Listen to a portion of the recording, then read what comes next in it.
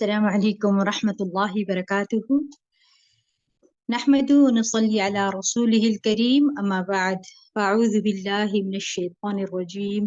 بسم الله الرحمن الرحيم. رب اشرح لي صدري ويسر لي أمري واحلل عقدة من لساني يفقهوا قولي. أعوذ بالله من الشيطان الرجيم. بسم الله الرحمن الرحيم. وإذا سالك عبادي عني فإني قريب أجيب دعوة الداع إذا دعان فليستجيبوا لي وليؤمنوا بي لعلهم يرشدون۔ اور جب میرے بندے آپ سے میرے بارے میں سوال کریں تو کہہ دیجئے بے شک میں قریب ہوں، میں پکارنے والے کی پکار کا جواب دیتا ہوں جب وہ مجھے پکارے۔ تو ان کو چاہیے کہ میرا حکم مانیں اور مجھ پر ایمان رکھیں تاکہ وہ ہدایت پائیں۔ فاستغفروہ ثم توبوا الیہ ان ربی قریب مجیب۔ سو اس سے بخشش مانگو پھر اس کی طرف پلٹ آؤ، یقیناً میرا رب قریب ہے، قبول کرنے والا ہے۔ الحمد للہ المحمود بجمیع المحامد تعظیما وتشریفا وثناء، المتصف بصفات الكمال عزة وقوة وكبرياء، وبه نؤمل دفع الكروب شدة وبلاء۔ ہر قسم کی حمد اللہ کے لیے ہے جو تعظیم بجا لانے اور شرف بخشنے اور تعریف کے اعتبار سے تمام حمدوں کے ساتھ، تمام تعریفوں کے ساتھ تعریف کیا ہوا ہے، جو غلبے، قوت اور بڑائی کی صفات کمال کے ساتھ متصف ہے، اور ہم اسی سے سختیوں اور آزمائشوں کی، مصیبتوں کی چھٹ جانے میں آرزو وابستہ کرتے ہیں۔ تو دعا مانگنے سے پہلے اللہ کی حمد و ثنا کرنی چاہیے، اور اس کی دلیل ہمیں انبیاء علیہ السلام کی دعاؤں سے ملتی ہے۔ وہ دعا جس میں یونس علیہ السلام نے اللہ سے مدد چاہی اور مشکل سے نکلنے کے لیے اس میں بھی اللہ کی تعریف کی تھی۔ وہ کیا تھا؟ لا الہ الا انت سبحانک انی کنت من الظالمین۔ وہ دعا جس کے ذریعے ابراہیم علیہ السلام نے اللہ سے مدد چاہی، اس کے اندر بھی اللہ کی تعریف تھی، حسبی اللہ و نعم الوکیل، وہ کتنا اچھا کارساز ہے، یعنی اللہ کی تعریف۔ اور وہ دعا جو نبی صلی اللہ علیہ وسلم تکلیف کے وقت مانگا کرتے تھے، اس میں بھی اللہ کی تعریف ہوتی تھی۔ لا الہ الا اللہ العظیم الحلیم، لا الہ الا اللہ رب السماوات والارض ورب العرش العظیم۔ تو ہمیں زندگی میں یہ اصول اپنا لینا چاہیے کہ جب بھی ہم دعا کریں، اور خاص طور پر وہ دعائیں جن کے قبول ہونے کے لیے ہم بہت بے قرار ہیں، بے چین ہیں، تو سب سے پہلے اللہ کی تعریف کی کلمات کہیں، اللہ سبحانہ تعالیٰ کے خوبصورت ناموں کے ساتھ اللہ کو پکاریں، اور پھر اس کے بعد دعا مانگیں۔ اور دوسری چیز درود شریف ہے۔ اللهم صل على محمد وعلى آل محمد كما صليت على إبراهيم وعلى آل إبراهيم إنك حميد مجيد، اللهم بارك على محمد وعلى آل محمد كما باركت على إبراهيم وعلى آل إبراهيم إنك حميد مجيد۔ آج ہم انشاءاللہ دشمن سے حفاظت کی دعاؤں کو پڑھیں گے۔ اس سلسلے سے سب سے پہلی دعا جو ہے وہ سورۃ الممتحنہ کی دعا ہے، جو ابراہیم علیہ السلام نے مانگی۔ ارشاد باری تعالی ہے، ربنا علیک توکلنا والیک انبنا والیک المصیر۔ اے ہمارے رب، تجھ پر ہم نے بھروسہ کیا اور تیری طرف ہم نے رجوع کیا اور تیری ہی طرف لوٹنا ہے۔ یہ دعا ابراہیم علیہ السلام اور ان کے ساتھیوں کی دعا ہے جب انہوں نے اپنی قوم سے اظہار برات کرتے ہوئے کہا تھا، فرمایا تھا سورۃ الممتحنہ میں، ان براء منکم ومما تعبدون من دون اللہ کفرنا بکم وبدا بیننا وبینکم العداوۃ والبغضاء ابدا حتی تؤمنوا باللہ وحدہ۔ ہم تم سے قطعی بیزار ہیں، اور ان سے بھی جنہیں ہم اللہ کو چھوڑ کر پوجتے ہو، یعنی ہم بتوں کی پوجا نہیں کریں گے۔ اب جب ان کے درمیان یہ اختلاف پیدا ہو کہ ہم نہیں مانتے اس بات کو، تو فرمایا ہم تمہارے دین کے منکر ہیں، اور ہمارے اور تمہارے درمیان ہمیشہ کے لیے دشمنی اور بغض پیدا ہو چکا ہے۔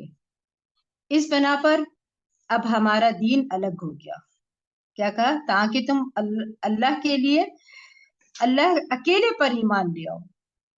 ٹھیک ہے، یعنی کہ اب ہمارا دین الگ ہو گیا ہے اور تمہارا دین الگ ہو گیا ہے، ہم تم الگ ہو گئے ہیں اب۔ لہٰذا ابراہیم علیہ السلام کی قوم تو خود ابراہیم علیہ السلام کے والد بھی ان کے دشمن بن گئے۔ اب ایسے موقع پر کیا کرنا چاہیے؟ جب اپنے ہی پرائے ہو جائیں، جب اپنے رشتہ دار بھی چھوڑ جائیں، والدین بھی چھوڑ دیں، اپنے بہن بھائی چھوڑ جائیں، اپنا کنبہ، قبیلہ، خاندان چھوڑ دے، اپنے ملک کے لوگ آپ سے دشمنی شروع کرتے ہیں، تو پھر انسان ایسے میں کہاں پناہ لے؟ پھر وہ کہاں جائے؟ پھر ہے ربنا علیک توکلنا، اپنے رب کی طرف رجوع کرے۔ تو جب بھی انسان کو شدید مخالفت کا سامنا ہو، خاص طور پر دین کی وجہ سے، تو اس کو چاہیے کہ وہ اپنے رب کی طرف رجوع کرے۔ یہاں پر ہم دیکھتے ہیں کہ اللہ تعالیٰ اس بات کا ذکر فرما رہے ہیں کہ ابراہیم علیہ السلام اور ان کے ساتھیوں نے ان لوگوں کو جو شرک میں پڑے ہوئے تھے، قول اور فعل سے اپنی برات کا اظہار کیا کہ ہم تمہارے اس کام کو بالکل غلط سمجھتے ہیں، اور اس وقت تک ہم تمہارا ساتھ نہیں دیں گے جب تک تم اللہ وحدہ لا شریک پر ایمان نہ لاؤ اور صرف اس کی عبادت نہ کرو۔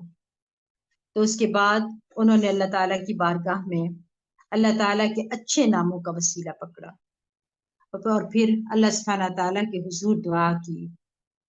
اس میں آپ صلی اللہ علیہ وسلم کی جو حدیث ہیں وہ بھی ہمیں وضاحت سے بتاتی ہیں کہ وسیلہ پکڑنا دعاؤں کا، اللہ کے نام کا، یہ ہمارے لیے بہترین ہے، نجات کا ذریعہ ہے۔ اور پھر آپ دیکھیے کہ ایک تو اللہ کی طرف رجوع کر رہے ہیں اس دعا میں، علی اللہ توکلنا، اسی کے طرف ہم رجوع کر رہے ہیں، وَإِلَيْكَ أَنَبْنَا، اور تیری ہی طرف ہم رجوع کرتے ہیں، اور تیری ہی طرف ہم نے لوٹنا ہے، اور تو ہماری بخشش فرما دینا۔ اس صورت میں جب انسان اپنے ایمان کا وسیلہ بناتا ہے نا، اپنے نیک اعمال کا وسیلہ دیتا ہے، تو بھی دعا قبول ہو جاتی ہے۔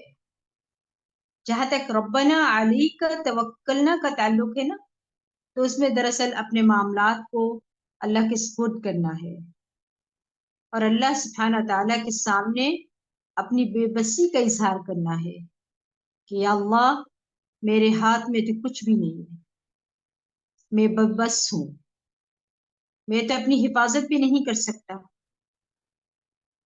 میں تو بے بس ہوں، بے انتہا بے بس، اللہ میں تو اپنے لیے کچھ بھی نہیں کر سکتا، تو ہی مددگار ہے۔ پھر لہٰذا ہمارے تمام کاموں میں تو ہمارا وارث ہے، خواہ وہ چھوٹے کام ہو یا بڑے کام ہو، میں نے اپنے تمام معاملات کو تیرے سپرد کر دیا ہے۔ اور اس میں آپ دیکھیں کہ ربنا سے آغاز ہو رہا ہے، اے ہمارے رب، یعنی سب سے پہلے اللہ کو اپنا رب ماننا کہ وہی ہمارا خالق ہے، وہی مالک ہے۔ شعوری طور پہ دعا مانگا کریں نا، کہ اس احساس کے ساتھ کہ آپ کہہ رہے ہیں ربنا، وہی ہمارا خالق اور وہی مالک ہے، وہی ہماری بگڑی بنانے والا ہے، لہذا ربنا، اور پھر الیک انبنا، ہم صرف تیری ہی طرف لوٹتے ہیں، کسی اور کی طرف نہیں جا رہے، ہم مدد کے لیے تجھے پکار رہے ہیں، لہذا تو ہماری مدد فرما۔ وَإِلَيْكَ الْمَصِيرُ، اور واپس تیری ہی طرف لوٹنا ہے، قیامت کے دن ہم تیرے ہی پاس آئیں گے۔ تو یہاں پر وَإِلَيْكَ کو پہلے لایا گیا ہے، یعنی صرف اور صرف تیری ہی طرف ہمارا توکل، ہمارا دین ہمارا لوٹنا صرف تیری ہی طرف ہے، ہمیں تجھ پر کامل بھروسہ ہے اور پورا یقین ہے کہ تو ہی ہماری مدد کرے گا۔ تو اس دعا میں ہمیں یہ پتہ چلتا ہے کہ جب دنیا والے زندگی تنگ کر دیں، حالات تنگ کر دیں اور آپ کو اپنے آس پاس کوئی مددگار نظر نہ آئے، آپ تنہا ہوں اپنی سوچ، اپنے خیال میں، اپنے کام میں، یا پھر غموں کا آپ کے اوپر طوفان آ جائے، یا کسی بھی طرح آپ اپنے آپ کو تنہا یا مصیبت زدہ سمجھے، تو کیا کرنا ہے؟ تو اس وقت رب کی طرف رجوع کرے، خصوصاً جب دشمن آپ پر غالب آنے لگے، جو آپ کے مخالف ہیں، جو آپ سے حسد کرتے ہیں، حاسد ہیں، جو آپ کے لیے برا چاہتے ہیں، جب وہ آپ کے اوپر چھانے لگیں، تو پھر آپ یہی دعا پڑھیں، اسی دعا کو پھر ہتھیار بنائیے، ربنا علیک توکلنا والیک انبنا والیک المصیر۔ دوسرا یہ کہ آپ جب دعا کریں تو اللہ کی بارگاہ میں اپنے نیک اعمال کو وسیلہ بنائیں، کیونکہ یہ دعا کی قبولیت کا باعث بنتا ہے، اور دعا کی مناسبت سے اللہ کے اسماء حسنہ کو واسطہ بنائیں۔ یعنی اگر کوئی دروازہ نہیں کھل رہا مشکل گھڑی میں، کہیں سے آپ کو لگ ہی نہیں رہا کہ میرا یہ راستہ کھل جائے گا یا دروازہ کھل جائے گا میری مشکل سے آسانی کی طرف، تو کہیں یا فتاح، اے کھولنے والے۔ اسی طرح اگر رزق کی تنگی ہو تو یا رزاق کہہ کر دعا مانگے۔ اسی طرح باقی ناموں کو بھی حسب ضرورت، حسب موقع ان کے ساتھ اللہ تعالیٰ کو پکارا جا سکتا ہے، لہٰذا بولیں، جب بھی کبھی بولیں تو اسی طرح بولیں، یا فتاح یا رزاق یا لطیف، اور اللہ سبحانہ تعالیٰ جو ہے وہ دعاؤں کو پھر قبول بھی فرماتے ہیں۔ اور پھر یہ کہ ایسے موقع پر اللہ سے بخشش چاہیے، کہیں ایسا تو نہیں کہ ہم اپنے گناہوں کی وجہ سے اللہ کی مدد سے دور ہیں، تو کیا کرنا ہے؟ محاسبہ کرنا شروع کر دیں، کیا کریں، کیا ہوا ہے، ایسی پریشانی کیوں آ رہی ہے، ایسی بیماری کیوں آ رہی ہے، کیوں دکھ اور تکلیفیں ہیں، کیا وجہ ہے؟ اپنی طرف سے میں نماز بھی پڑھتی ہوں، صدقات بھی دیتی ہوں، اور میں کوشش کرتی ہوں کہ اپنے فرائض کو بھی پورا کروں، پھر کیا وجہ ہے؟ پھر اپنے اندر تلاش کیجیے، اپنے گناہوں کی طرف دیکھیے، کہاں غلطی ہو رہی ہے۔ ہو سکتا ہے وہ آپ کو گناہ ہی نہ لگ رہا، جیسے بہت سے لوگ بدعات کرتے ہیں، ان کو یہ لگتا ہی نہیں، وہ ماننے کو تیار ہی نہیں کہ یہ غلط بات ہے، تو وہ کیسے بخشش کی دعا کریں گے؟ لہٰذا کثرت کے ساتھ بخشش مانگیے، یہ سوچ کر کہ مجھے نہیں بھی یاد آ رہا تب بھی میں نے تو کوئی گناہ کیا ہے، میری شامت اعمال ہے۔ لہٰذا اپنے گناہوں کا اقرار کرنا بھی ایک وسیلہ بن جاتا ہے، پھر اللہ سبحانہ تعالیٰ بخش دیتے ہیں اور پھر مصیبت ٹل جاتی ہے۔ اور پھر اسی دعا میں سب سے اہم مقصد کو مقدم رکھنا چاہیے، جیسے انہوں نے مانگی ہے نا، اسی طرح دعا مانگی، اور اللہ اپنی دعاؤں کے اندر نا خاص طور پر دین میں فتنہ پڑنے سے سلامتی کی دعا کرنی چاہیے، دعا میں علت کو بیان کریں، جو اللہ پر توکل کرتا ہے نا، ذہن میں رکھیں، اللہ اسے کافی ہو جاتا ہے، پھر پریشان ہونے کی ضرورت نہیں ہے، آپ دعا پڑھ لیں اور پھر سکون میں آ جائے۔ دعا مانگنے والا اللہ کے اسماء و صفات کو جاننے والا ہو، اس کو پتا ہو کہ میں کیا مانگ رہا ہوں، اس کو پتا ہو میں بول کیا رہا ہوں، پھر ہی دل سے نکلے گی نا۔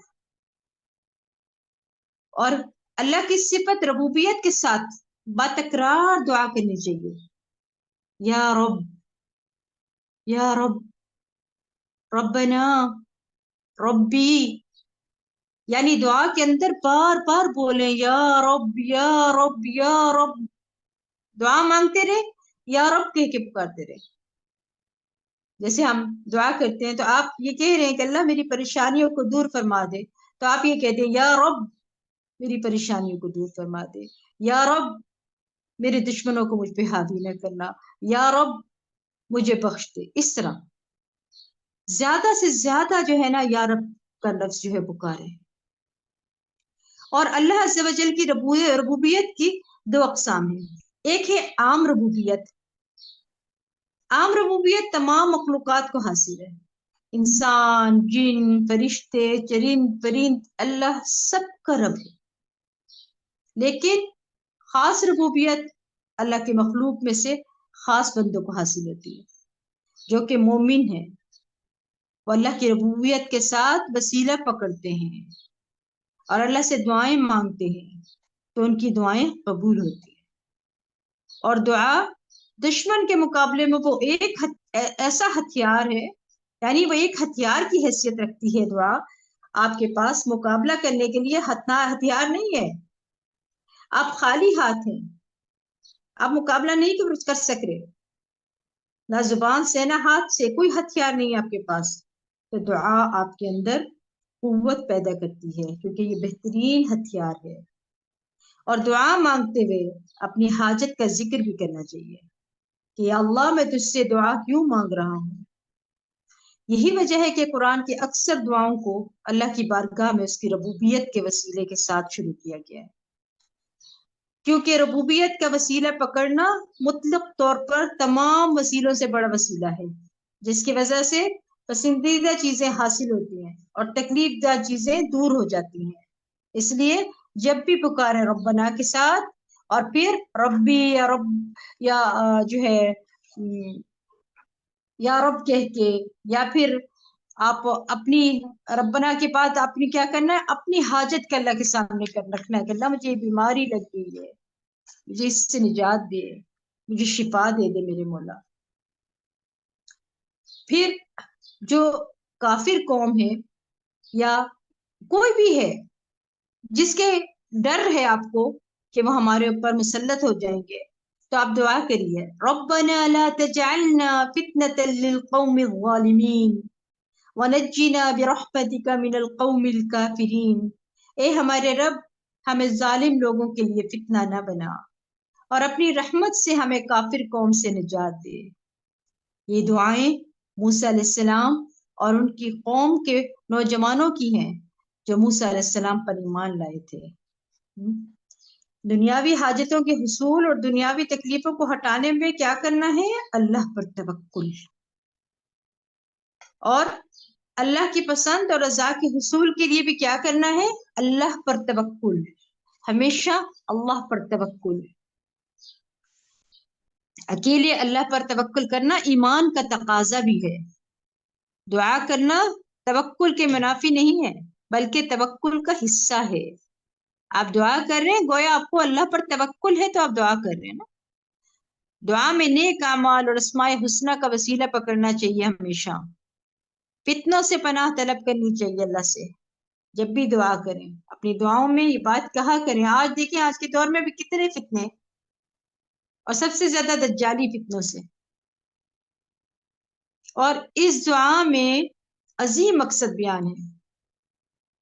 یعنی آپ دیکھیں اس دعا میں ایک اہم اور عظیم مقصد پایا جاتا ہے، وہ یہ کہ فتنوں کے موقع میں ایک مومن کافروں اور ظالموں کے ساتھ کیسا معاملہ کرے اور ان پر کیسے غلبہ حاصل کرے، اور یہ کہ مومنوں کے توکل کرنے اور رجوع کرنے کے لیے ان کی پہلی جائے پناہ اور ان کا پہلا مقام پناہ جو ہے وہ کیا ہو؟ اللہ کی ہستی ہے، اور دعا میں اللہ سے التجا اور عاجزی کرنا ہے۔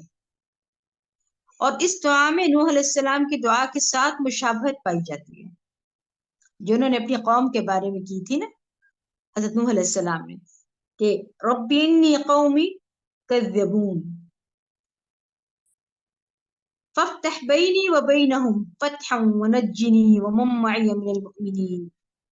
اے میرے رب بے شک میری قوم نے مجھے جھٹلا دیا، پس تو میرے درمیان اور ان کے درمیان فیصلہ کر دے، کھلا فیصلہ، اور مجھے اور میرے ساتھ جو ایمان والے ہیں انہیں بچا لے۔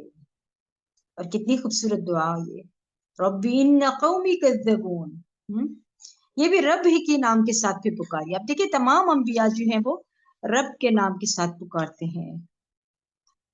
اب سوال یہ پیدا ہوتا ہے کہ ہم کیسے عمل کریں کہ ہم بچ جائیں ایسے دشمنوں سے جو ہر وقت ہمیں پریشان کیے جاتے ہیں.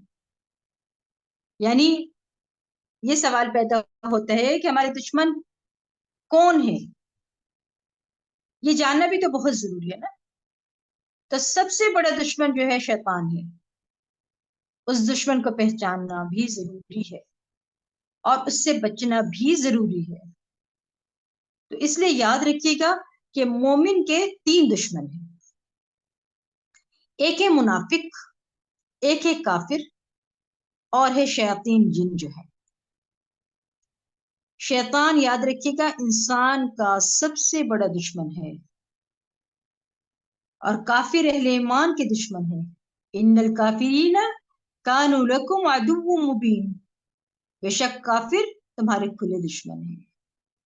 پھر اسی طرح منافق مومن کے دشمن ہیں. سورۃ المنافقون میں آتا ہے ہم العدو فاحذروہم، یہ آپ کے دشمن ہیں ان سے بچ کے رہیے. یعنی انسان ان 3 بڑے دشمنوں سے بچ کر رہے. اور اس کے علاوہ انسان یہ بھی دیکھے کہ ان کے علاوہ کون ہے دشمنوں میں. اپنے گھر میں بھی دیکھیں، گھر کے اندر بھی ایسے ماحول ہے نا. انسان کے پاس ازواج اور اولاد بھی دشمن ہو سکتے ہیں. سورۃ تغابن میں آتا ہے کہ ان من ازواجکم و اولادکم عدو لکم فاحذروہم، اے لوگوں جو ایمان لائے ہو، بے شک تمہارے ازواج اور تمہاری اولاد میں سے بعض تمہارے دشمن ہیں. یعنی تمہارے اپنے ہی گھر میں تمہارے دشمن ہیں. اب یہ کس طرح؟ ہم تو ان سے بہت محبت کرتے ہیں، یہ کیسے ہمارے دشمن ہو گئے؟ تو بات یہ ہے کہ بعض اوقات ان کی محبت ہمیں دین سے پھیر دیتی ہے. ان کی محبت بعض اوقات ہمیں غلط کام کرنے کے لیے قائل کرتی ہے اور ہم غلط کام کرنے لگ جاتے ہیں. بعض اوقات دوسروں پر ظلم و ستم کرنے لگتے ہیں. ایک چھوٹی سی مثال ہے، وہ یہ کہ ساس بہو کے جھگڑے میں چاہے بہو کا قصور ہو یا نہ ہو اسی کو قصوروار بنا دیا جاتا ہے، اور بیٹا خواہ ظالم ہو اسی کے ساتھ دیتے رہتے ہیں.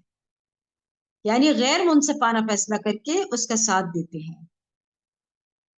ویسے تو آپ اپنے بیٹے کی محبت میں ایسا کر رہے ہیں، مگر غلط بات کا ساتھ دے کر آپ اپنی عاقبت خراب کر رہے ہوتے ہیں.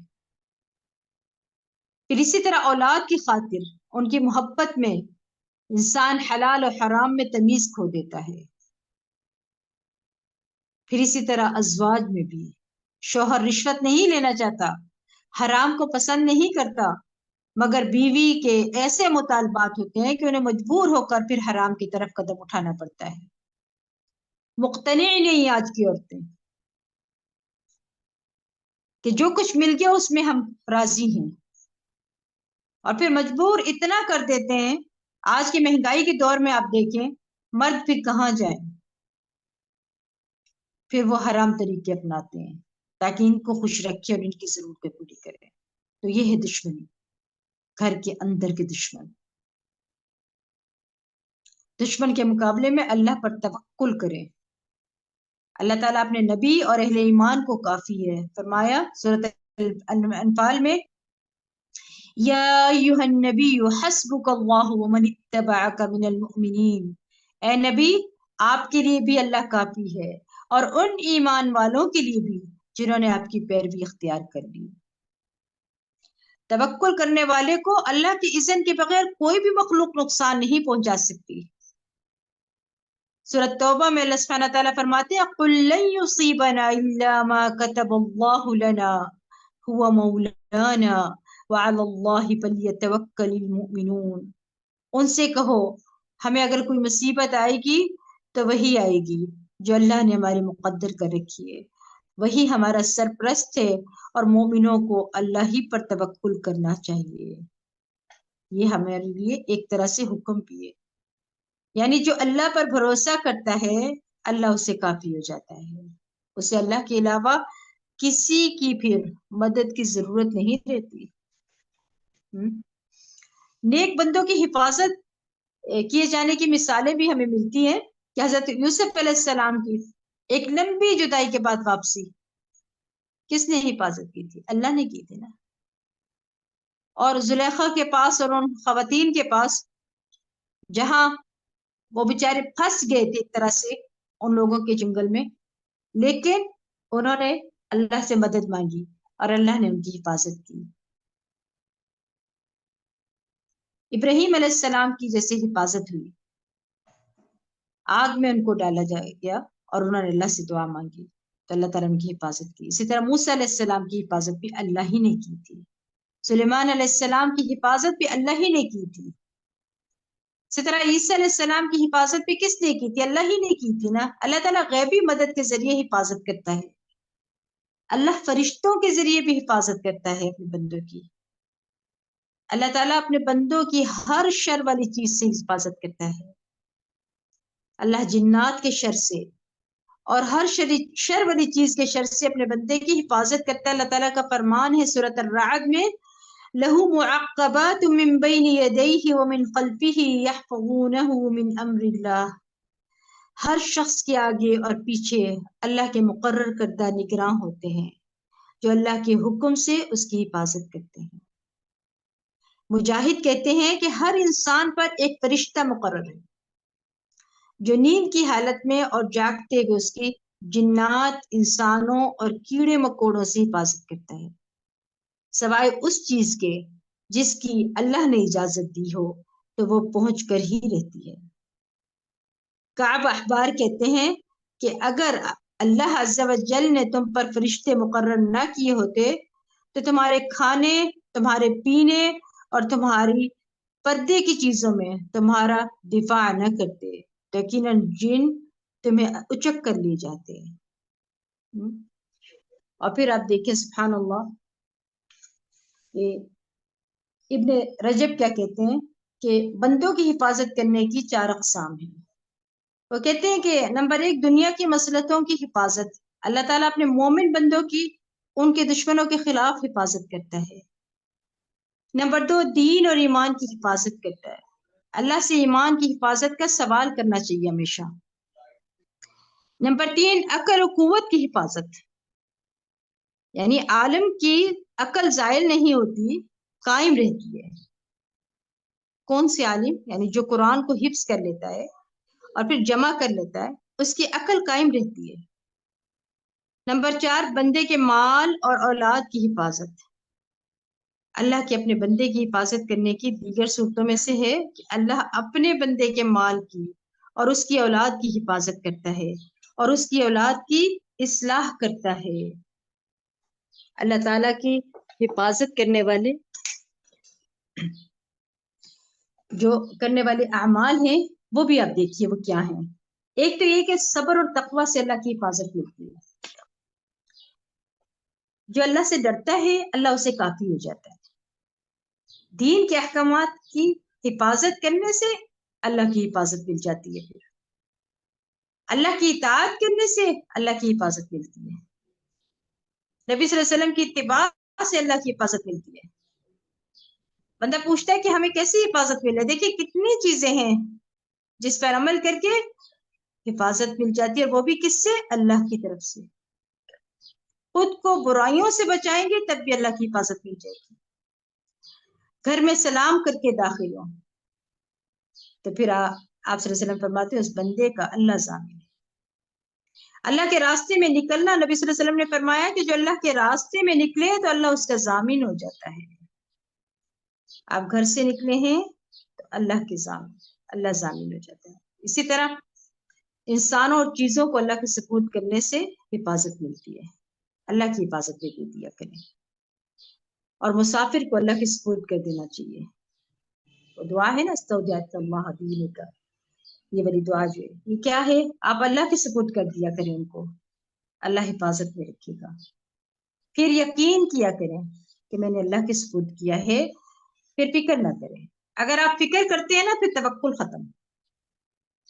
یقین کامل کے ساتھ آپ کریں کہ میں نے ابھی دعا پڑھ لی ہے، میں نے اپنے بچوں کو ہر چیز کو اللہ کے توکل میں دے دیں، اللہ کی سپرد کر دیں. مثلا آپ کہتے ہیں نماز کے لیے جا رہے ہیں تو آپ ان کو کہہ دیں کہ اللہ میں نے اپنے شوہر کو، اپنے بچوں کو، اپنے مال کو اور اپنی سواری کو سب اللہ تیرے حوالے کر دیا، تیرے توکل پہ، تیرے بھروسے پہ میں بھیج رہی ہوں کہ تو ہی ان کو خیر سلامتی کے ساتھ لائے گا. تو پھر کیا ہوگا؟ اطمینان. اب آپ وہ ذرا لیٹ ہو گیا، اب آپ نے ٹینشن نہیں لینی. کیوں؟ کیونکہ آپ نے اللہ کے پر بھروسہ کیا ہوا ہے. یہ کیسا بھروسہ ہے کہ اللہ کی سپورٹ کر کے تو آپ پھر پریشان ہو جائیں؟ اس کا مطلب ہے آپ کا بھروسہ ہی پورا نہیں ہے.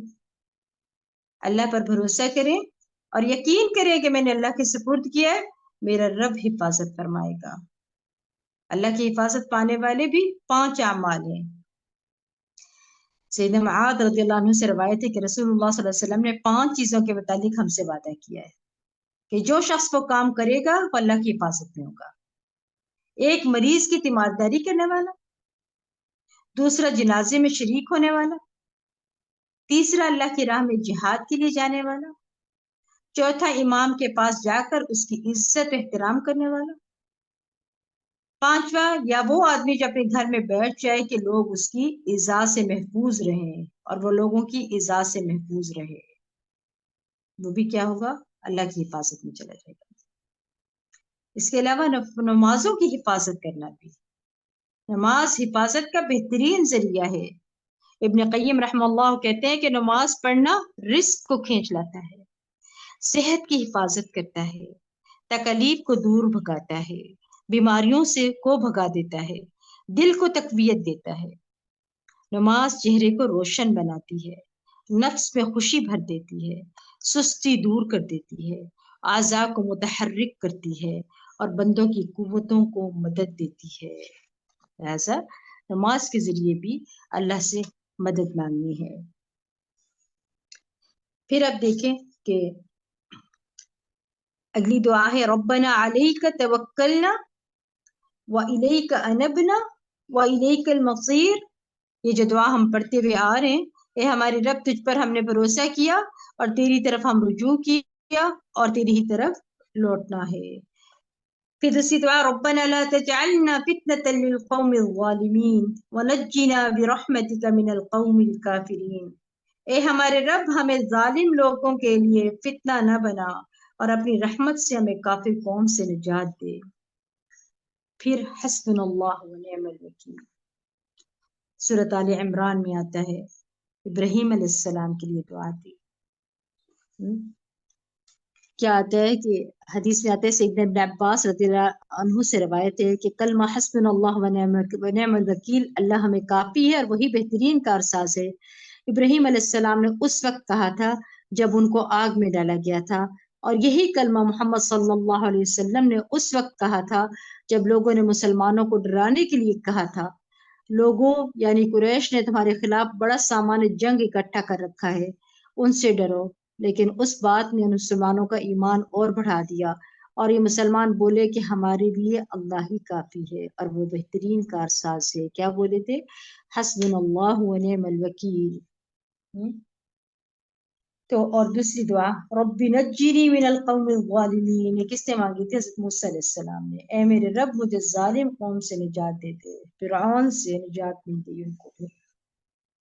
پھر دعا علی اللہ توکلنا، سورۃ اعراف کی دعا ہے علی اللہ توکلنا ربنا افتح بیننا وبین قومنا بالحق وانت خیر الفاتحین. ہمارے رب نے ہر چیز کو علم کے اعتبار سے گھیر رکھا ہے،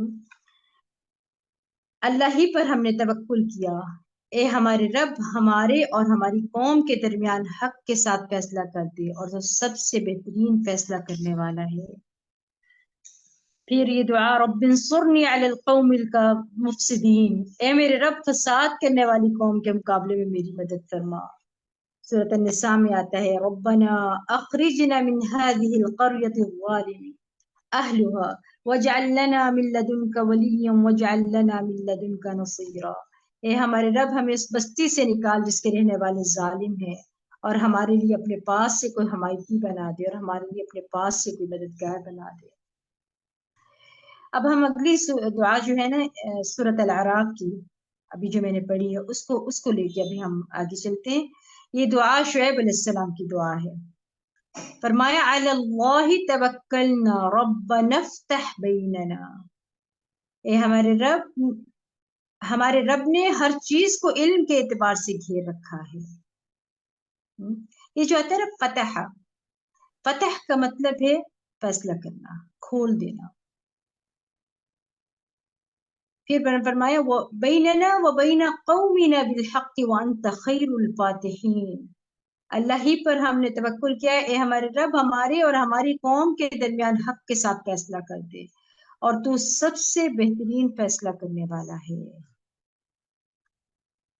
ان کی قوم نے صرف جھٹلایا نہیں تھا، حضرت شعیب علیہ السلام کی قوم نے جھٹلانے کے ساتھ ساتھ بدتمیزی کے ساتھ ان سے بات بھی کی تھی۔ جب حضرت شعیب علیہ السلام نے دیکھا کہ یہ قوم کسی طرح بات ماننے والی نہیں، تو انہوں نے یہ دعا کی، تو ان کی قوم پر عذاب کی صورت میں ایسی بارش آئی جس میں آگ کے انگارے تھے، اور اس کے ساتھ آسمان سے ایک چیخ بھی آئی، اور ان کے قدموں تلے زمین ہلنے لگی، اور دیکھتے ہی دیکھتے وہ سب کے سب ہلاک ہو گئے۔ اور اللہ تعالیٰ نے اپنا فیصلہ کر دیا کہ حق پر کون ہے اور کس کو باقی رہنا ہے اور کس کو ہلاک ہونا ہے۔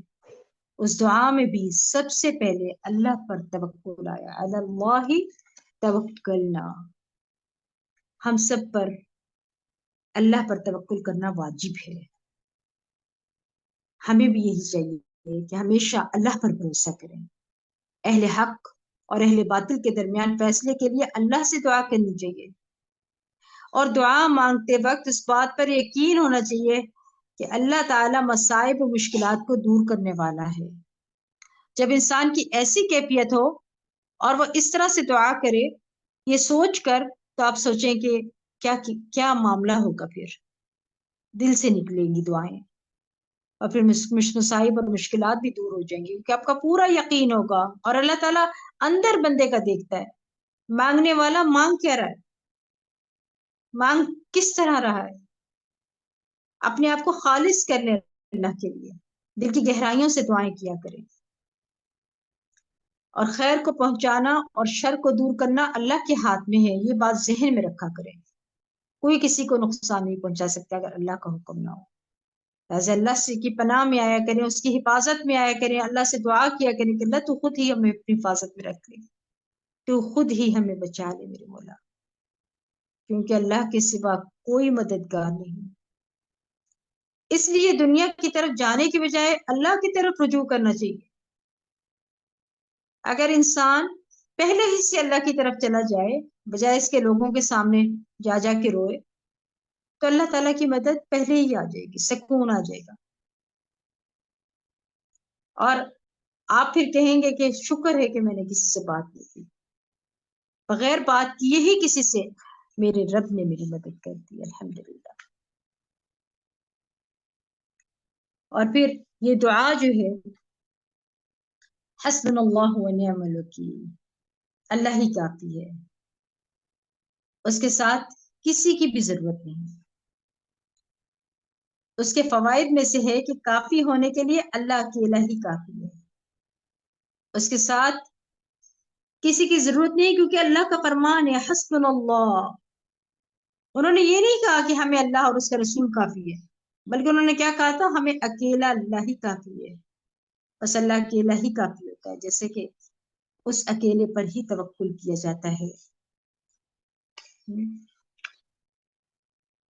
پھر آپ دیکھیں کہ اپنے دعاؤں میں ظالموں کے شر سے بچنے کی دعا کرتے رہنا چاہیے، جیسے میں نے ابھی سورۃ القصص کی دعا بتائیے نا، حضرت موسیٰ علیہ السلام نے کی، رب نجنی من القوم الظالمین۔ بندے کو چاہیے کہ وہ اپنی دعا میں اس بات کی شدید خواہش کرے کہ وہ اللہ تعالیٰ سے ظالموں سے عصمت اور حفاظت کا سوال کرے، کیونکہ وہ دین اور نفس کے بارے میں انتہائی خطرناک ہے۔ مصیبتوں کو ٹالنے کے لیے دعا کرنا نہایت ضروری ہے۔ دعا جیسے عمل کے بغیر نہ ہی نعمتوں کو حاصل کیا جا سکتا ہے اور نہ ہی اللہ کی ناراضگیوں اور مصیبتوں کو ٹالا جا سکتا ہے۔ جیسا کہ دعا کے ساتھ ٹالا جا سکتا ہے، اس طرح کسی اور چیز کے ساتھ نہیں ٹالا جا سکتا۔ یہی وجہ ہے کہ دعا ہر زمانے اور جگہ میں انبیاء اور اولیاء کی پناہ گاہ رہی ہے، جس کے ذریعے وہ اللہ سے پناہ مانگتے تھے۔ لہٰذا مومنوں کو بھی چاہیے، اللہ کے بندوں کو بھی چاہیے کہ وہ اللہ سے دعا کریں، اور یہ دعا بھی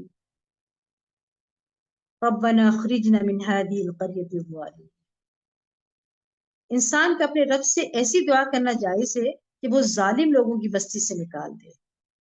اچھا، یہ تھا تو مکہ کی بستی کی بات ہو رہی تھی، لیکن اس وقت بھی کسی شہر یا ملک میں تکلیف پہنچ رہی ہے آپ کو، تو آپ یہ دعا کر سکتے ہیں۔ انسان اللہ تعالیٰ سے دعا کر سکتا ہے کہ وہ اسے اپنے پاس سے مددگار اور حمایتی عطا کرے۔ اور یہ تو دعائیں تھیں ظالم سے ظلم، یعنی ظالم اور ظلم سے بچنے کی، دشمن سے بچنے کے لیے۔ اس کے علاوہ اوورآل حفاظت کی دعائیں ہیں شیطان سے حفاظت کی، کہ وہ ہمارا سب سے بڑا دشمن ہے۔ اس کی حفاظت کی دعائیں بھی ہمیں یہ جاننا بہت ضروری ہے، کیونکہ وہ بڑا دشمن ہے، بلکہ وہ عدو مبین ہے۔ اس کے لیے بھی دعائیں ہیں، جیسا کہ سورۃ البقرہ کی آخری آیات ہیں۔ حدیث میں آتا ہے جو رات کو سونے سے پہلے پڑھتا ہے تو وہ اس کو ہر آفت سے بچانے کے لیے کافی ہو جاتی ہے۔ پھر اسی طرح معوذتین ہیں، ان کو بھی پڑھتے رہنا چاہیے۔ رات کو بھی پڑھ کر سوئیں تو اللہ تعالیٰ ہر طرح کی شر سے محفوظ رکھے گا، خواہ وہ جن ہو یا انسان ہو۔ اس لیے اس کی پناہ میں آنے کے لیے ضروری ہے کہ معوذتین کو پڑھتے رہیں۔ پھر بری تقدیر سے بچنے کے لیے بھی دعا کیا کریں کہ اللہ ہماری قسمت میں جو بری تقدیر ہے، اگر تو نے لکھی ہوئی ہے تو اس کو ٹال دے، ختم کر دے، دور کر دے، تو اللہ سبحانہ تعالیٰ ضرور دور فرما دیں گے۔ وہ دعا ہے اللہم انی اعوذ بک من جہد البلاء ودرک الشقاء وسوء القضاء وشماتت الاعداء۔ اے اللہ، بے شک میں سخت مشقت، بدبختی کے پالینے، بری تقدیر اور دشمنوں کے خوش ہونے سے تیری پناہ چاہتا ہوں۔ پھر یہ دعا بھی اعوذ بکلمات اللہ التامات من شر ما خلق۔ اللہ کے تمام کلمات کے ساتھ میں پناہ لیتا ہوں ہر اس چیز کے شر سے جو اس نے پیدا کی ہے۔ پھر فقر سے بچنے کی پناہ مانگنا، اللہم انی اعوذ بک من الفقر والقلۃ والذلۃ واعوذ بک من ان اظلم او اظلم۔ اے اللہ، بے شک میں محتاجی، قلت اور ذلت سے تیری پناہ چاہتا ہوں، اور اس بات سے بھی تیری پناہ چاہتا ہوں کہ میں ظلم کروں تو مجھ پر ظلم کیا جائے۔ لہذا یہ بھی حفاظت کی دعا ہے۔ اللہم عددی ونصیری بک احول وبک اصول وبک اقاتل۔ اے اللہ، تو ہی میرا دست بازو ہے اور میرا مددگار ہے، تیری مدد سے میں چلتا پھرتا ہوں، تیری ہی مدد سے حملہ کرتا ہوں، اور تیرے ہی بھروسہ پر میں ان سے لڑتا ہوں۔ پھر وہ دعا اللہم بک احاول وبک اقاول وبک اقاتل۔ اے اللہ، تیری ہی دی ہوئی قوت کے ساتھ میں حیلہ کرتا ہوں، اور تیری ہی دی ہوئی طاقت کے ساتھ میں حملہ کرتا ہوں، اور تیری ہی مدد سے میں لڑائی کرتا ہوں۔ پھر اللہم انا نجعلک فی نحورہم ونعوذ بک من شرورہم۔ اے اللہ، بے شک ہم تجھ کو ان کے مقابلے میں رکھتے ہیں اور ان کے شر سے تیری پناہ طلب کرتے ہیں۔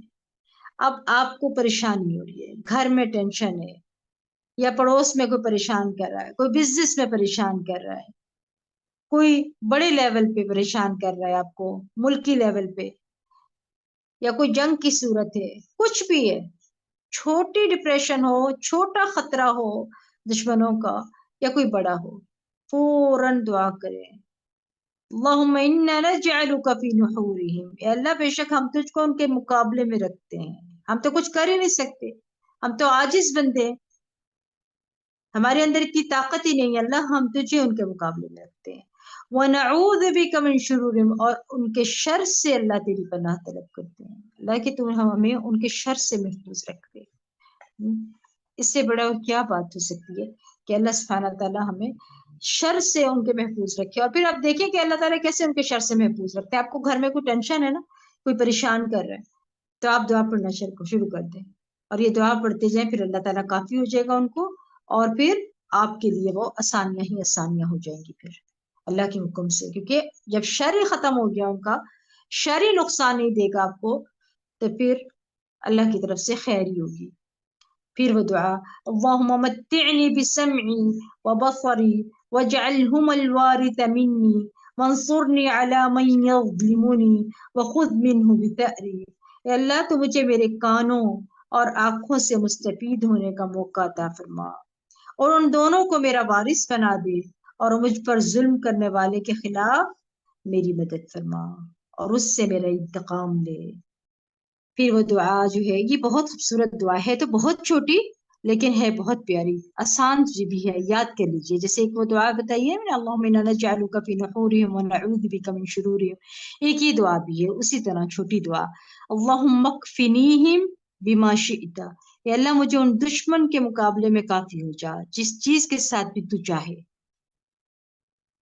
پھر یہ دعا بھی رب اعنی ولا تعن علی وانصرنی ولا تنصر علی وامکر لی ولا تمکر علی واہدنی ویسر الہدى الی وانصرنی علی من بغى علی اللہم اجعلنی لک شاکرا لک ذاکرا لک راہبا لک مطواعا إليك مخبتا أوابا منيبا رب تقبل توبتي واغسل حوبتي وأجب دعوتي وثبت حجتي واهد قلبي وسدد لساني واسلل سخيمة قلبي۔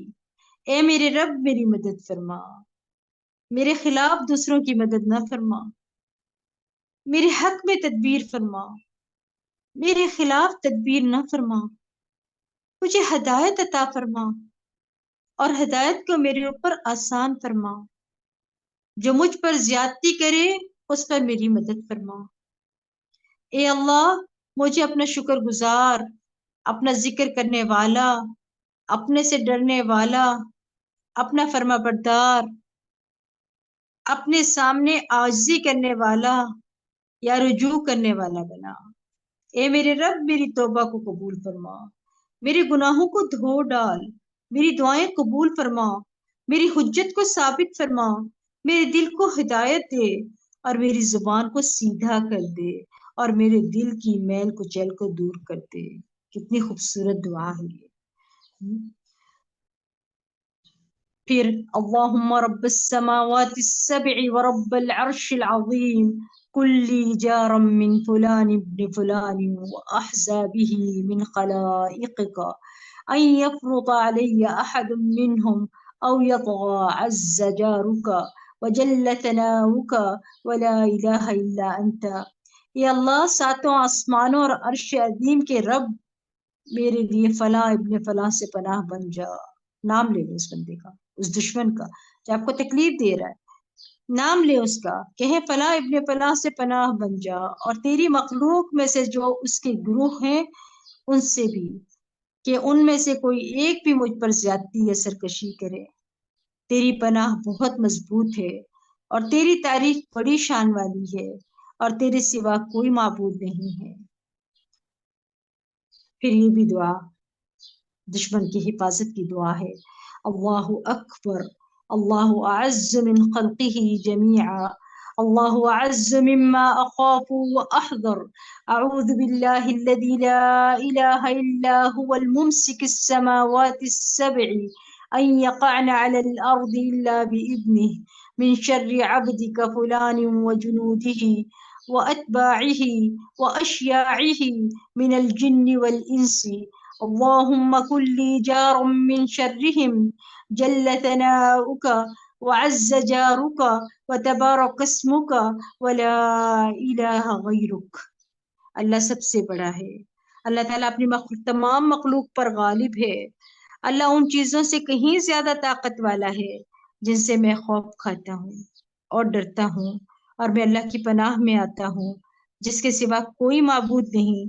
ساتوں آسمانوں کو تھامنے والا، وہ زمین پر جو گر جائے مگر اس کی اجازت سے، تیرے خلاف بندے کے شر سے اور اس کے لشکروں، اس کے پیروکاروں اور جنوں اور انسانوں میں سے اس کے ساتھیوں کے شر سے بھی. اے اللہ، ان کے شر سے میرے لیے پناہ بن جا. تیری تعریف بڑی شان والی ہے اور تیری پناہ بہت مضبوط ہے، اور تیرا نام بابرکت ہے اور تیرے سوا کوئی معبود نہیں. 3 بار پڑھنے اس کو. من شر عبدک فلان فلان کے بجائے دشمن کا نام لیا جائے یہاں پر. ٹھیک ہے. پھر اللہم اقسم لنا من خشیتک ما تحول به بیننا وبین معاصیک ومن طاعتک ما تبلغنا به جنتک ومن الیقین ما تهون به علینا مصائب الدنیا اللہم متعنا بأسماعنا وأبصارنا وقواتنا ما أحييتنا واجعله الوارث منا واجعل ثأرنا على من ظلمنا وانصرنا على من عادانا ولا تجعل مصيبتنا في ديننا ولا تجعل الدنيا أكبر همنا ولا مبلغ علمنا ولا تسلط علينا من لا يرحمنا. اے اللہ، تو ہمیں اپنا ایسا خوف عطا فرما جو ہمارے اور تیری نافرمانی کے درمیان حائل ہو جائے، ایسی اطاعت کی توفیق عطا فرما جو ہمیں تیری جنت تک پہنچا دے، ایسا یقین جس سے ہماری دنیا کی مصیبتیں ہم پر آسان ہو جائیں. اے اللہ، جب تک تو ہمیں زندہ رکھ، تو ہمارے کانوں، آنکھوں اور قوتوں سے ہمیں فائدہ پہنچا اور ہر ایک کو ہمارا وارث بنا. ہمارا انتقام ہمارے ظالموں پر ڈال دے، ہمارے دشمنوں کے خلاف ہماری مدد فرما، ہمارے دین کے بارے میں ہم پر مصیبت نہ ڈال، دنیا کو ہمارے لیے بڑے غم کی چیز نہ بنانا، ہمارے علم کا ذریعہ بنا اور ہم پر اس کو نہ مسلط کر جو ہمارے حال پر رحم نہ کرے. اب یہ دعا جو ہے وہ گھر پہ بھی ہے، کوئی ہمارے اوپر ایسا مسلط نہ ہو، خواہ شوہر کی صورت میں ہے، خواہ وہ بیٹے کی صورت میں ہے، یا خواہ ساس کی صورت میں، یا خواہ بہو کی صورت میں، کوئی بھی ایسا ہو سکتا ہے. اللہ کسی کو ہم پہ مسلط نہ کرنا. اللہم لک الحمد کلہ، اللہم لا قابد لما بسطت ولا مقرب لما باعدت ولا مباعد لما قربت ولا معطی لما منعت ولا مانع لما اعطیت. اللہم ابسط علینا من برکاتک ورحمتك وفضلك ورزقك. اللهم إني أسألك النعيم المقيم الذي لا يحول ولا يزول. اللهم إني أسألك النعيم يوم العيلة والأمن يوم الحرب. اللهم عائذا بك من سوء ما أعطيتنا وشر ما منعت منا. اللہ تیرے ہی لیے ہر قسم کی تعریف ہے.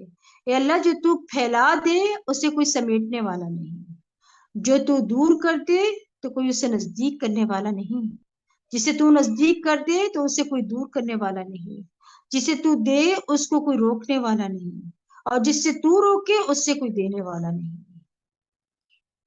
اے اللہ، ہم پر اپنی برکات، اپنی رحمت، اپنے فضل اور اپنے رزق کو پھیلا دے.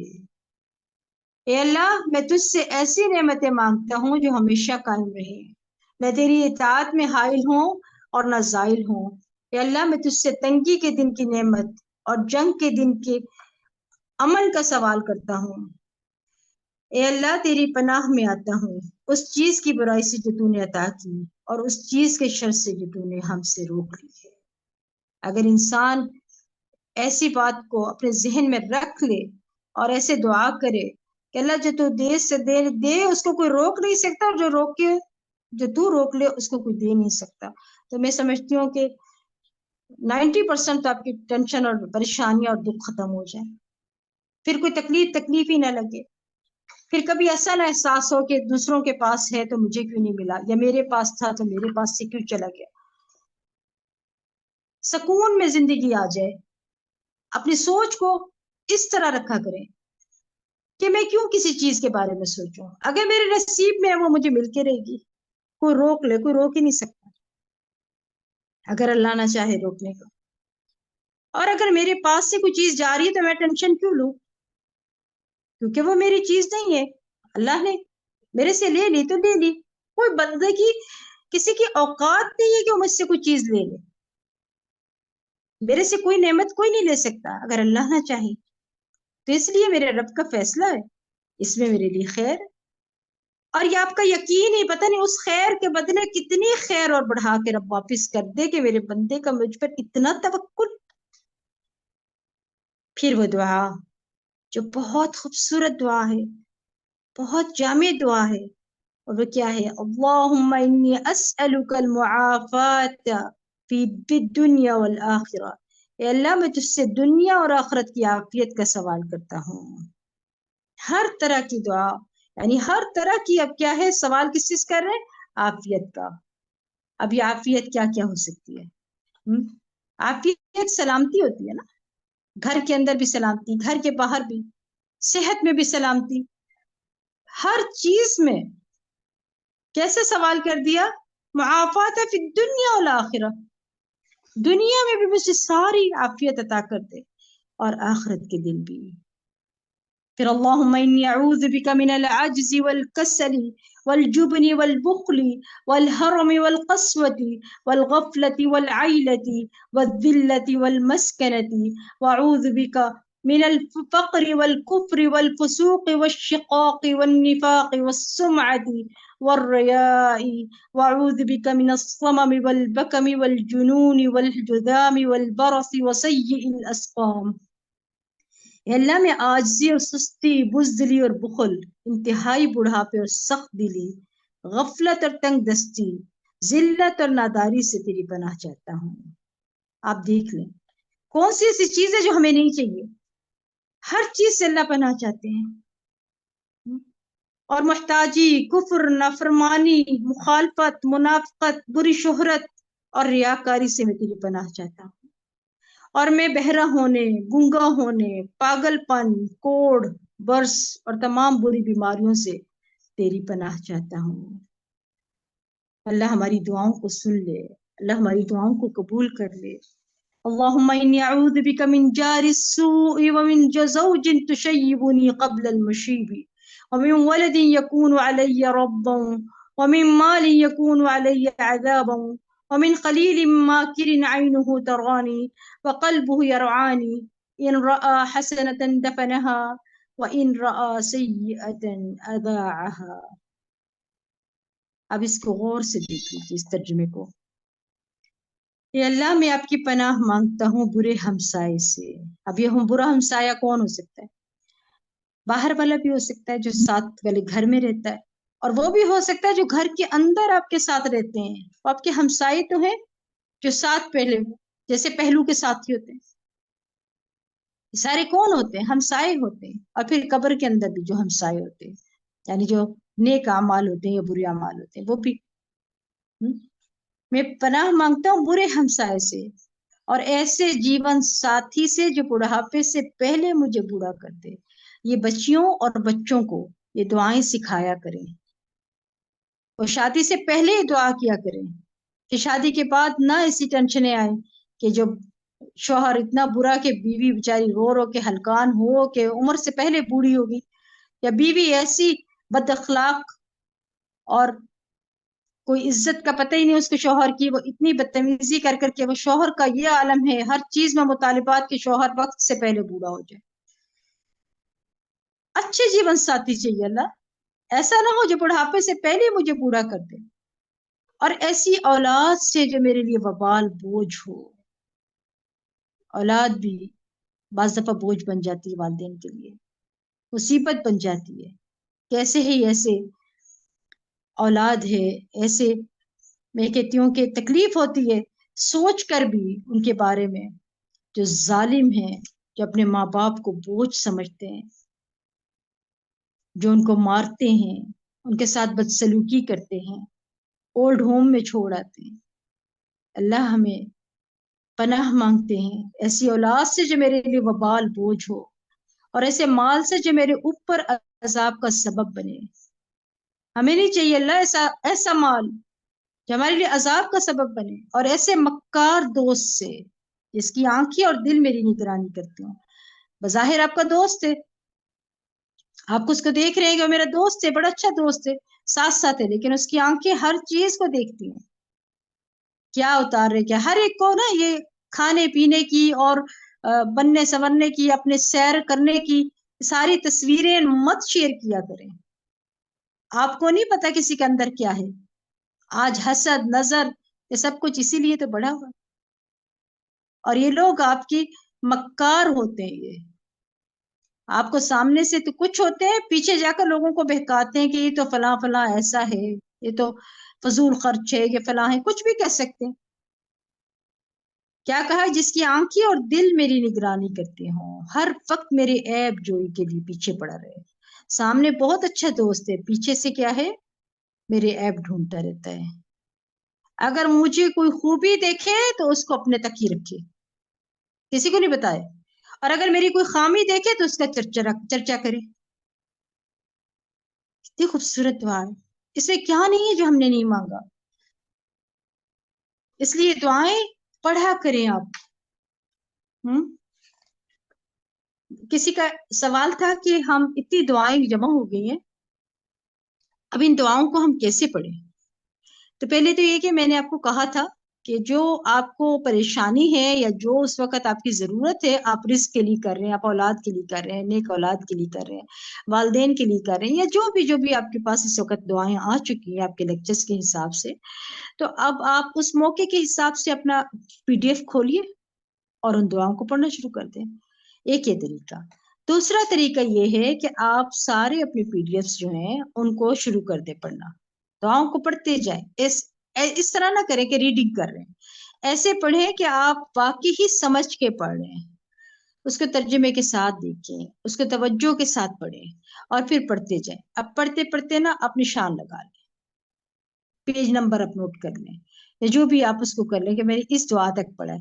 اب اگلے ٹائم پہ یہ نماز کے بعد آپ بیٹھ جائیں نا، وقت ہے نا، آج کل اتنی برکت ہے وقت میں، سحری افطاری میں تھوڑی مصروفیت ہوتی ہے، باقی ٹائم تو فارغ ہوتا ہے، تو آپ جیسے ابھی ظہر پڑھ کے آپ بیٹھ جائیں اپنی جگہ پہ، آپ کھول لیں، شروع سے شروع کر دیں پڑھنا، پڑھتے جائیں۔ یہ کیا ہے؟ جب آپ لگے کہ یہاں رک گئے وہاں پہ رک جائیے۔ اب عصر کے بعد اگر آپ کے پاس وقت ہے بیٹھنا ہے تو آپ جو ہے اسی دعا سے آگے شروع کر دیں، مانگتے جائیں، ساری خیر ہی تو ہے۔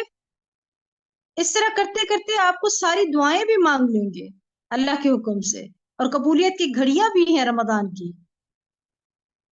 تو اس لیے مت پریشان ہوا کریں، بلکہ شکر کریں اللہ کا کہ اپنی زندگی میں ہمیں یہ باتیں بھی پتہ چلی جو ہمیں پتہ ہی نہیں تھی، کہ ایسی ایسی دعائیں بھی ہیں، کہ ہمارے سارے مسائل حل ہو رہے۔ یہ پڑھتے جاؤ اور آسانیاں ہی آسانیاں۔ پھر سوتے وقت کی دعا، اللہم خلقت نفسی وانت توفاها لک مماتها ومحیاها ان احییتها فاحفظها وان امتها فاغفر لها اللہم انی اسألک العافیہ۔ اے اللہ تو نے میری جان کو پیدا کیا اور تو ہی اس کو فوت کرے گا، تیرے لیے ہی اس کا مرنا اور اس کا جینا ہے۔ اگر تو اسے زندہ رکھے تو اس کی حفاظت کرنا، اور اگر تو اسے موت دے تو اس کو بخش دینا۔ اے اللہ بے شک میں تجھ سے عافیت طلب کرتا ہوں۔ پھر عافیت مانگ رہے اللہ سے، اللہ کی حفاظت میں آ جائے اور اللہ سے عافیت مانگے۔ پھر یہ دعا بھی سوتے وقت کی ہے، اللہم اسلمت نفسی الیک وفوضت امری الیک ووجہت وجہی الیک والجأت ظہری الیک رغبة ورهبة إليك لا ملجأ ولا منجا منك إلا إليك آمنت بكتابك الذي أنزلت ونبيك الذي أرسلت۔ اے اللہ میں نے اپنی جان تیرے سپرد کی، جان ہی کر دی میں نے اپنی اللہ تیرے سپرد کی، اور اپنا معاملہ تجھے سونپا اور خود کو تیری طرف متوجہ کیا، اور اپنی پشت تیری پناہ میں دی، تجھ سے امید اور تیرے خوف کے ساتھ، تیرے سوا کوئی جائے پناہ اور نجات نہیں۔ میں ایمان لایا تیری کتاب پر جو تو نے نازل کی اور تیرے نبی پر جس کو تو نے بھیجا ہے۔ آپ دیکھیں کتنی جامع اور خوبصورت دعائیں ہیں۔ آج آپ کو لگ رہا ہوگا کہ دعائیں بہت جمع ہو رہی ہیں، لیکن جب آپ کو ضرورت پڑے گی اور اس وقت آپ کا دل چاہے گا میں رب سے مانگوں، آپ کو سمجھ نہیں آئے گا کیا مانگوں، اس وقت جب دعاؤں کو کھولیں گے تو آپ کو احساس ہوگا یہ تو بہت بڑا خزانہ اور ذخیرہ ہے ہمارے پاس۔ اللہ سبحانہ و تعالیٰ ہمیں توفیق دے کہ ہم صحیح معنوں میں دعا مانگنے والے ہوں، حق ادا کرنے والے ہوں، اللہ تعالیٰ کی الوہیت اور ربوبیت کے ذریعے اللہ تعالیٰ کا شکر ادا کر کے اللہ سبحانہ تعالیٰ کے ناموں کا وسیلہ بنا کر اللہ سے دعا کرنے والے ہوں۔ اللہ تعالیٰ ہم سب کی دعاؤں کو قبول کرے۔ ان گھڑیوں میں سب کو یاد رکھا کریں، خود اپنی پریشانیوں کو سامنے رکھ کر ساتھ اپنے دوسرے بہن بھائیوں کی پریشانیوں کو بھی ساتھ رکھا کریں۔ اللہ ہماری بھی ختم کر دے اور ان کی بھی مشاکل اور پریشانیاں ختم کر دے۔ اسی طرح فلسطین کے لیے دعا ساتھ ساتھ کیا کریں کہ اللہ ان کو مشکلات سے نکال دے، رزق کی فراوانی آپ کے سامنے آ جائے تو غزہ والوں کو یاد کریے گا، ان کی بھوک کو یاد کریے گا۔ رمضان میں آپ کو بہت شدت سے بھوک لگے تو غزہ والوں کو یاد کیجیے گا کہ ان کا کیا عالم ہے، ان کے بچوں کا کیا حال ہے۔ آپ تو خوشحالی میں ہیں اور ان کا حال دیکھیں جن کے پاس چھتیں نہیں ہیں، جن کے پاس اتنا برا حال ہے ان لوگوں کا کہ بس اللہ سے دعا ہی کر سکتے ہیں ان کے لیے۔ اللہ تعالیٰ ہم سب کی دعاؤں کو قبول فرمائے، اللہ اپنی رحمتیں نازل فرمائے ہم سب پر، اور جو کچھ سیکھا ہے اللہ سبحانہ تعالیٰ اس پہ عمل کرنے کی توفیق عطا فرمائے۔ وآخر دعوانا ان الحمد للہ رب العالمین۔